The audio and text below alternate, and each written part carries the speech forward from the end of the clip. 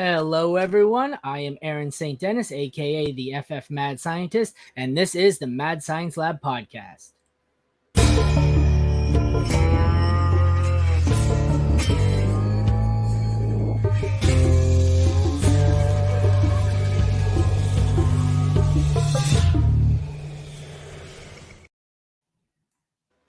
Today, I'm going to be continuing on with studs and duds, and joining me today is someone who has a similar issue to me. Nobody could tell you who the hell Aaron St. Dennis is, but the FF Mad Scientist, that's a real person. The other day on Player Profiler, the channel there, I was listening to Mike Garai, and I said, I know this voice. Why does this seem familiar? But I don't know who the hell that is. I can tell you one thing, though. I do know who Dynasty Zoltan is, so welcome, Dynasty Zoltan. Thanks for joining me. Yeah, thanks, man. Great to be on the show. It's always that big step when you go from the pseudonym to the real name, but either Mike or Zoltan's okay. Happy to do a home and home here. Aaron was on my podcast a few months back talking some rookie prospects, so good to be on here. Yeah, I've had that with a few people where had Ian Hartitz on, and for the life of me, I listened to him. So I never see his face, and my brain couldn't process that he wasn't Johnny Depp from Fear and Loathing, like his lineup. It blew my mind. So it's always interesting. I was on your podcast not that long ago. We did 2 episodes. I think only one of them made it because we had technical difficulties in the other one, which is a shame because it was my Roshan Johnson profile. But how do you feel about that Roshan landing spot real quick? I know he was your guy. Did we do that? Did we do that podcast before the landing? It was before the draft, yeah. Okay, I instantly hated it. Yeah. And then it turned out I don't hate it as much. Like I looked and I said, oh, I hate Chicago. And then as I looked, I'm like, well, I don't really think Khalil Herbert is any good. Deonta Foreman kind of sucks. For me, I'm still pretty high on Roshan. I dislike the draft capital more than I dislike the actual landing spot. Falling out of day 2, kind of, even you could tell in some of the Player Profiler live draft streams, it kind of took the wind out of a lot of sails. The fact that, you get to the end of day 3 there and they're live streaming and it's going, Cincinnati, here we go. Oh, no, Buffalo, here we, and then he doesn't go. And it's like, well, shit, now he's a round 4 pick into, I guess it's an okay spot, but. Yeah, I mean, I like the spot with Justin Fields because he's going to open up the running game a lot, but really no one got that late round 3 capital to any of those amazing landing spots other than Ache and Mike. So we missed out a little there, but I know we're here today to talk about some different things. Oh, no, you could get me talking Roshan. I'll go on for 45 minutes. We won't even do studs and duds today. I'll just turn into Roshan Johnson. Actually, having said that, I'm looking at your 4 players here, and you have something I've never seen before. You don't have Calvin Ridley. I do not have Calvin Ridley. Anywhere. Is he been on here as a stud, I'm sure? No, duds. This is Calvin Ridley Anonymous here. I think I've done 20. You're the 21st in this series. I think I've done 19 that had Calvin Ridley. Wow. He's about 80% dud, 20% stud, but it's Calvin Ridley Anonymous here, not the Mad Science Lab. So wow, that's crazy. I mean, everyone's got strong opinions on him. I get it. I'm a bit lower than consensus on him, but I didn't think that looking at his ADP, he's going as the wide receiver 18 right now. I mean, the 16. I don't love it, but I understand, right? You're chasing what happened in 2019 where he put up 1,400 yards. So I get it. Yeah. All right, so let's get into someone who's actually on one of your studs and duds. Your stud, if I have this correct. Sometimes I don't write them down. I don't like to know going into it whether I'm arguing for or against. Nice. So you have Tua, Dolphins quarterback Tua Tagovailoa, the name I can never say properly, but screw it. Finished as QB 15 last year, 70 rushing yards. Missed quite a bit of time with a back injury, concussion. 3,548 passing yards, 25 TDs, 8 interceptions, 337.17 fantasy points, good for 18.3 per game. Fantasy Pros has him going 91st overall. I'm going to do a quick run through here and look for him. I look for him. What is it you like about Tua? Yeah, so I'm seeing him right in that range. He's 87th on FFPC. 92 for NFFC. Sorry to interrupt. 92. Yeah, so going in the late 80s, early 90s as, the Yep. QB 15 or so off the board.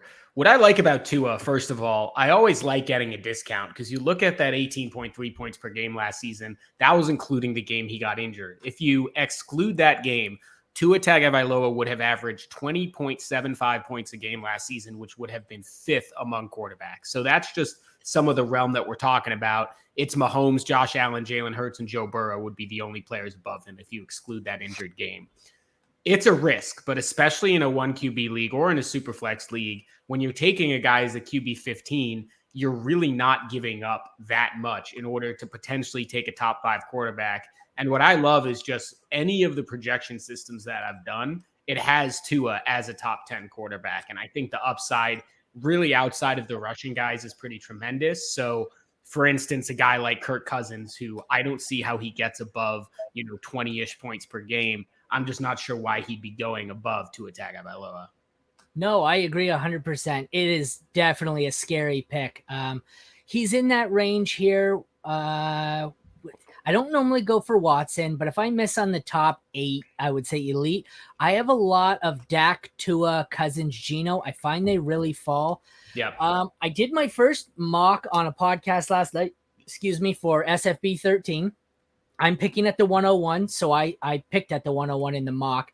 I wanted to try something crazy. I did my first round of projections with actual SFB settings. Never realized how much points per first down in this setting really impacted the quarterbacks. They're not nearly as good. But so when I went through my projections, Travis Kelce was far and away the most valuable player. So I did something crazy. I took Travis Kelce at the 101, knowing I was going to end up having to punt quarterback. So when it got back to me, I think he was QB 18 off the board at the 212. I took Tua. And then when it got back to me at the 312, I took Geno. And for, punting quarterback in the first round, I don't hate Geno Tua duo there in SFB. Like I said, it's scary as hell. Dak's kind of boring. Cousins is boring. Geno's boring. It's the range there where I'm not excited about any of the 3. I'm most excited about Tua. I like them. They all fall in drafts. They all come at a good value. Tua probably has the most upside by a large amount. So I find myself with a lot of Tua. He just like I said, even in other drafts I've done startups, he is dropping below quarterbacks. Let me look here. I can tell you. Dropping below Daniel Jones. I seen Richardson, Goff, Rodgers, Carr even go all before Tua yesterday. The only one in the top 20 here, Love and Wilson, seem to be the only ones going behind him. So and I know he doesn't have the rushing upside, but he was just one of the best quarterbacks in the league last year. First in yards per attempt. He was 5th in PFF rating. His average depth of target was 10.1, which was 2nd in the league behind only Josh Allen. So he does have some of that upside just by airing the ball out. Obviously, probably the best wide receiver duo in the league. So I think I like Geno Smith in this range as well, but both from a redraft and a dynasty perspective, I like where Tua's priced right now. That's what I mean with Tyreek Hill and Jalen Waddle. How can he not be a top 10, top 12 quarterback? But because of the injury fears, you don't even have to pay that for him, especially if it's dynasty. Like redraft, I find he's going maybe top 12 to 15. Redraft, I'm getting him, like I said, closer to 18. Or dynasty, I'm getting him closer to 18 just because of health issues. But even though the medical staff has said, if he gets when you get a concussion, if you take the proper recovery time and you heal fully, you're no more likely to experience a concussion than anyone else.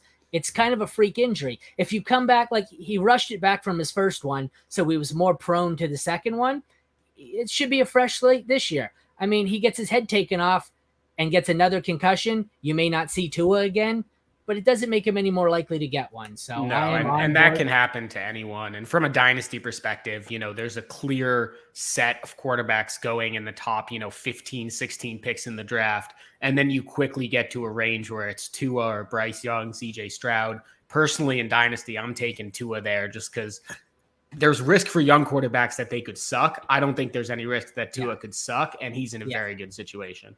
No, I think he only gets better. But we'll move on to your next stud. We have Carolina running back. It still sounds weird to say Carolina.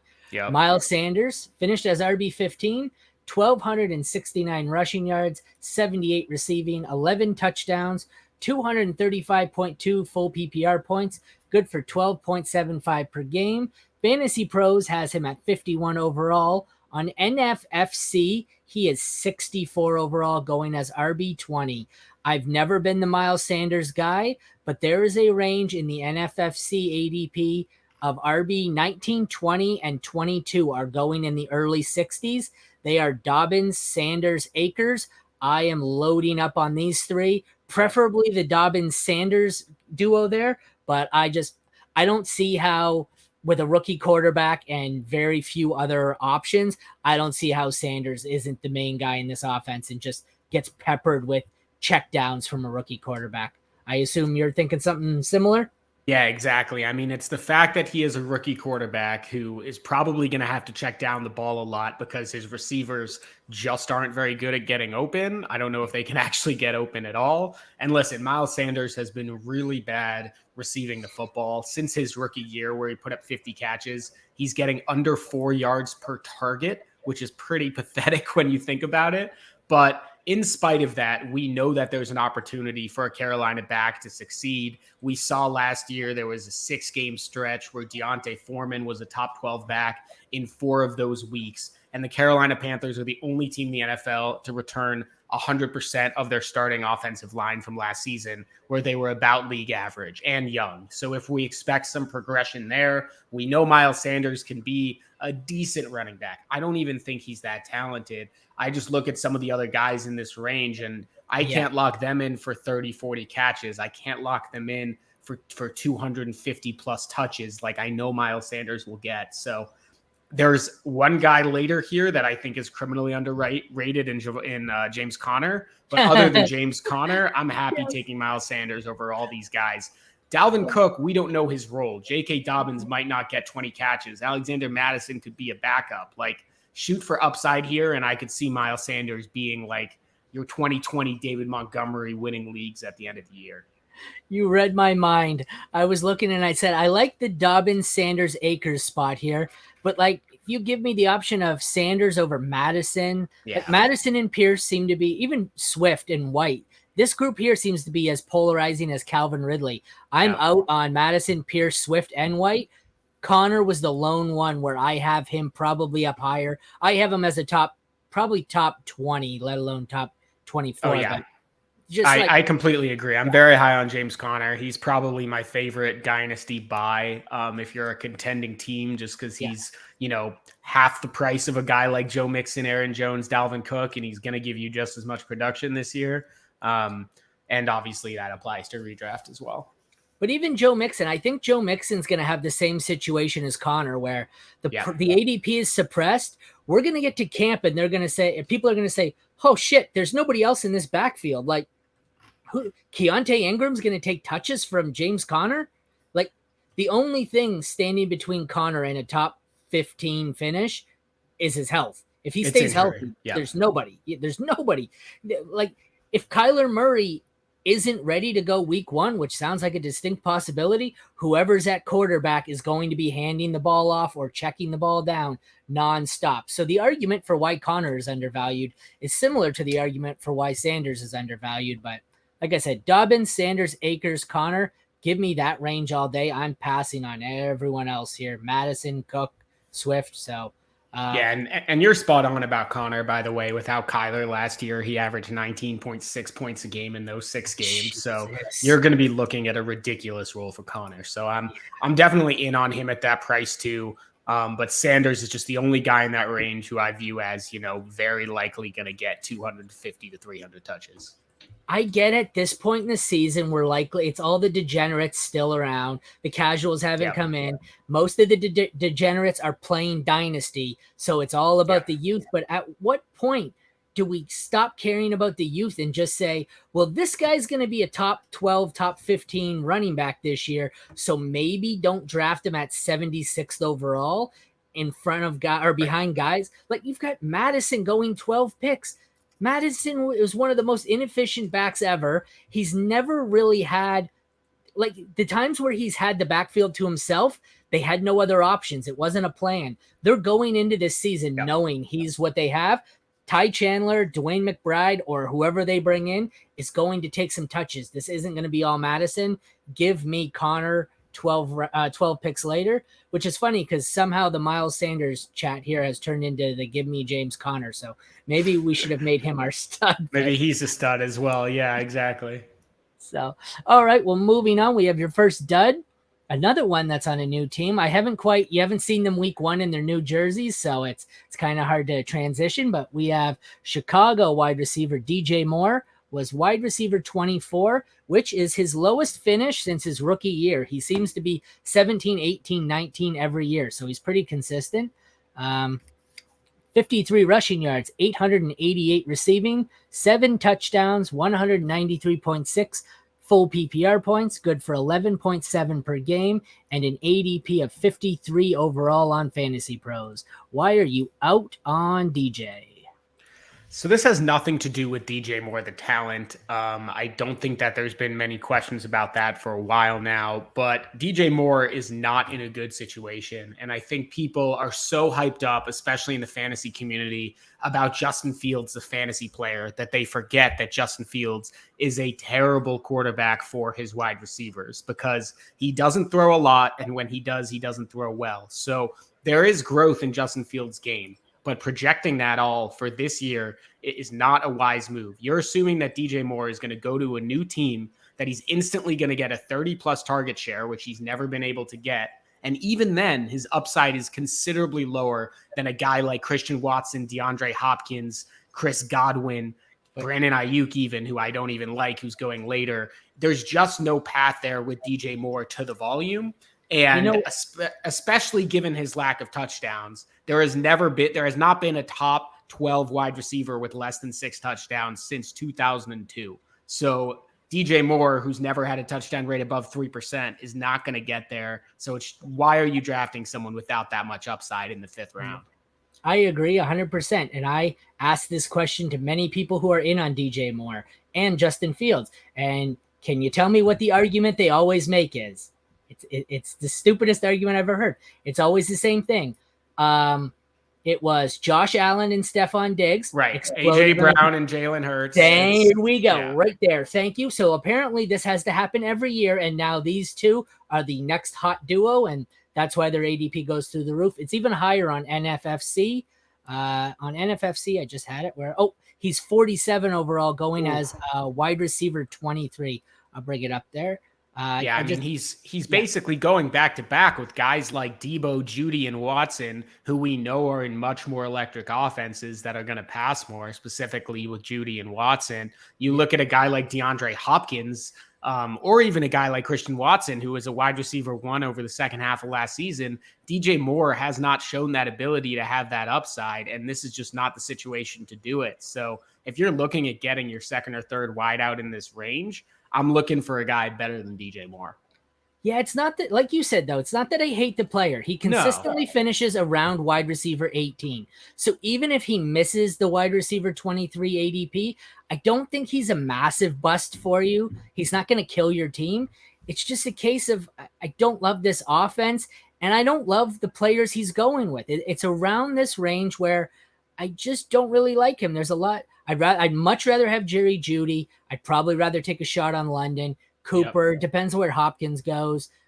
Kirk, Watson, Pittman, and even down here, I tend to skip this group right from Moore, McLaurin, Kirk, Watson. I prefer to go with like a Deontay or Tyler Lockett. It's about where he's going in that range that I don't like at all.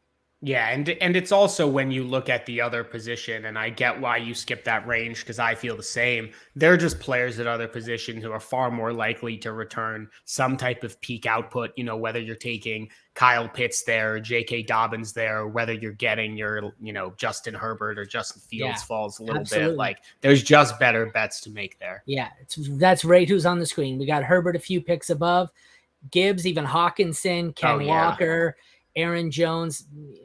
I you know, mean, it is what it is. just look at some of these guys like TJ Hawkinson and Jahmyr Gibbs could both finish top 3 at their position, and I wouldn't be shocked, right? Yeah. There's no path for DJ Moore Yeah. to do that. Yeah, well, you're in a range between some of the running backs and the quarterbacks. They're potential league winners. He's a meh. He's going to be there. He's probably going to finish as a mid to low end wide receiver too. He's not going to win you anything. He's not going to lose you anything. He's just going to be there. Whereas, you know, I'd rather have his quarterback Justin Fields in that range. Me too. Or Trevor Lawrence. I'd much rather have. If I could get Justin Herbert, I'm not even considering this. Yeah. Anyone here. It's just like you said. Ken Walker, I get people are afraid of Zach Charbonnet. Jahmyr Gibbs is a rookie. There are some league winners in this range. DJ Moore is not just a guy, but he's not a league winner. Yeah, and especially at the wide receiver position, it's so easy to find replacement level production that DJ Moore, even if he has one of his better seasons and get 14 points a game, you can go get Jacoby Myers or Zay Jones from last year to get you 11 and a half, and you're really not going to miss him that much.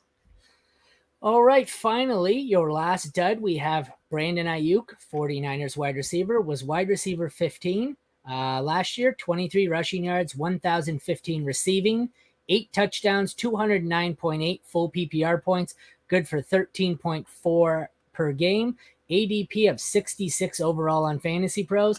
I don't know if this is the first one we disagree on. This is just the first one where I think I'm higher. And I'm not really a high on Ayuk guy. I just look and I know in a lot of the ADPs I've been looking at, he's going around 67 overall. Mm-hmm. I just like him at 67 or 66 in this case, relative to where Debo's going at 36. That's fine. And I'm probably lower on both.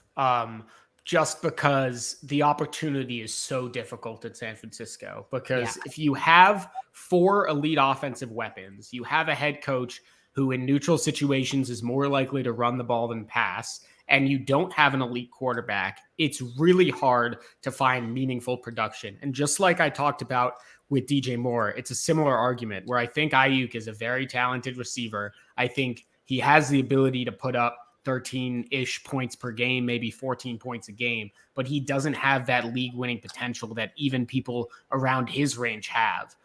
So this is a take for this season. It's also a dynasty take. Too many people are raising him up in dynasty. He started to go and as a top 20 wide receiver in dynasty when he has 2 years left on his contract. So do McCaffrey, Kittle, and Deebo Samuel. So it's not going to be this year for Ayuk where he's a top 12 guy. It's probably not going to be next year. And then he's a 27-year-old receiver without a wide receiver 1 season ever in his career. So it's just a tough path, similar to a guy like Terry McLaurin, where he's a very talented player, but it just never all came together to have that really important season. I just don't see that happening for Ayuk. See, I'm hit and miss in this area. When you look at the ADP, I see right around 15 here. Wide receiver 15 is DK. I think that's the cliff from where we go to actual difference makers to guys who are hit and miss. Like, I don't mind Cooper, Allen, D-Hop. There are some good guys here. So, like I said, I would say it's more like 20, like 21, because I would put, like, you're taking a chance with guys like Hopkins and Ridley, but they, at least you could see a world where that's happening. So for me, Ayuk, like, it's relative to who I'm comparing. Like, I don't like him that much, but I like him at, what was it? I like him at 67 more than I like Debo at 37. Yeah. But then even you come down here, like, I'd love Deontay more, 1 pick above him, or some of the younger upside guys. Give me Treylon Burks, Addison, Dotson, JSN, even Pickens maybe. So it's a tough range where I don't necessarily have one set target. I'm not avoiding or targeting him. I feel like if Ayuk falls and I'm looking for a wide receiver in the 60s to 70s, he's not a terrible pick, but I'm not going out of my way to get him. Yeah, and I think that's a fine way to say it. I just prefer the weekly upside of a guy like Treylon Burks or Hollywood Brown to a guy like Ayuk. And I also find myself taking Darren Waller a whole lot in that range. And there are drafts where he's falling behind Ayuk. And again, just the potential positional value over replacement for a guy like Waller is nothing in comparison to a guy like Ayuk. Yeah, exactly. So I don't know, it's kind of a weird spot. I think by this point in the draft, I'm probably not taking a wide receiver. Like you said, Yeah, me I too. find myself, I think you probably are taking the same strategy as me. I'll switch over to tight end. With the tight ends, I always take Kelsey if I can. Yeah. But I know everyone loves Andrews. I'm lower on Andrews. I think Andrews, Hawkinson, Kittle, Pitts, Goddard, Waller is essentially one group. So the highest always are Andrews, Hawkinson, and Pitts by ADP. So I found myself in the range where I would be taking Ayuk, scooping up whoever falls out of Kittle, Goddard, and Waller. Mm-hmm. You mentioned Waller, so that's what made me think of it. So that's normally where, if I've missed on Kelsey, I'm scooping up what I see as the low end of the tier 2 of tight ends. Is that for you, or are you kind of pivoting to another position there, or are you just like the other receivers? No, I'm the same way there. I do like a few of the other receivers, but I am typically going tight end there. Or if I have a chance to grab a guy like Miles Sanders or Kenneth Walker or someone like that who's fallen a little bit to the, late 60s, then I'll grab one of those guys. I agree. I love the strategy. And by the way, it's also just a dynasty take where I've seen him traded straight up for guys like Quentin Johnston and Jordan Addison, who just have so much more potential to double their value over the next 3 months compared to a guy like Ayuk. I don't remember the exact trade. A friend in my home league, or my work home league, was showing me an offer he sent out that was declined. And he had sent JSN and what looks to be probably a high second rounder for Ayuk, and it was instantly declined. Jesus. Yeah. See, that's just, what are we doing here, guys? Yeah. So that just goes to show you how, I guess it's all relative to your league. So, yeah. All right, Mike. Well, thank you very much for joining me. You'll want to take a second here to tell everyone where they can find you. Yeah, for those of us who don't know who Mike Garai is. Yeah, so Dynasty Zoltan. You could find me on Twitter if it still exists at Dynasty Zoltan FF. Also, definitely check out Dynasty Zoltan podcast wherever you find your podcasts. Mostly focused on Dynasty stuff, as my name might imply. Got a fun one coming out tomorrow. Had Dwayne McFarland on. So check that out tomorrow if you're interested. Awesome. I love your content. I think I've messaged you numerous times about how you get so much done every day. It seems like there's always something out. So thanks, I appreciate you taking the time out of your busy schedule to come on. I know there's a lot going on right now. Yeah, absolutely. Thanks for having me, and have a good 4th of July. Yeah, this has been Studs and Duds with Dynasty Zoltan. I am Aaron St. Dennis, the FF Mad Scientist. This has been the Mad Science Lab podcast. Thanks again to Mike for joining me, and thank you for tuning in. Take care.